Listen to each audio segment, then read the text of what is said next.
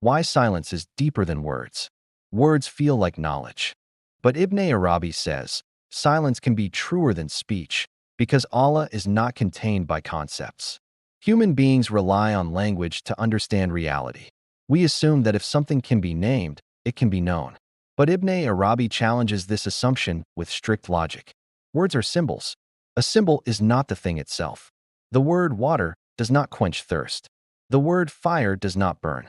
So language is always indirect. It points. It does not contain. Now apply this to Allah.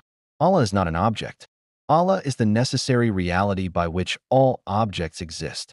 So Allah cannot be fully captured in any symbol.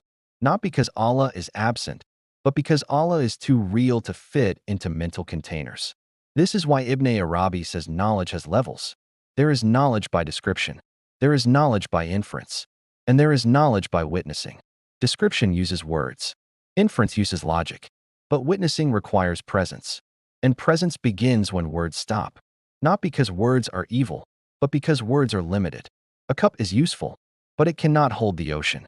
Now here is the deeper point. Words do not only describe reality. They shape the ego. When you speak, the ego quietly claims, I am the one who knows. I am the one who explains. I am the one who possesses meaning. So speech can reinforce selfhood. Silence, however, does something different. Silence removes performance. It removes the need to prove. It removes the ego's need to own the truth. And when that ownership collapses, the heart becomes receptive. In Ibnay Arabi's metaphysics, the heart is not a brain. It is a mirror. And mirrors do not create light. They receive. Silence is the polishing of the mirror. It removes the dust of commentary. It removes the constant labeling. And once the mirror becomes clear, Allah's signs become obvious. Not as concepts, but as recognition. This is why silence can be deeper than words.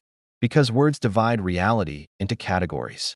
But silence allows unity to be sensed without fragmentation. And the most precise truth is not a sentence. It is a state of witnessing that Allah is.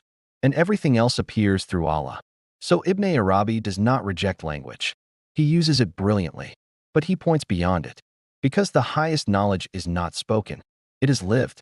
And sometimes the truest form of knowing is simply to be silent in the presence of Allah.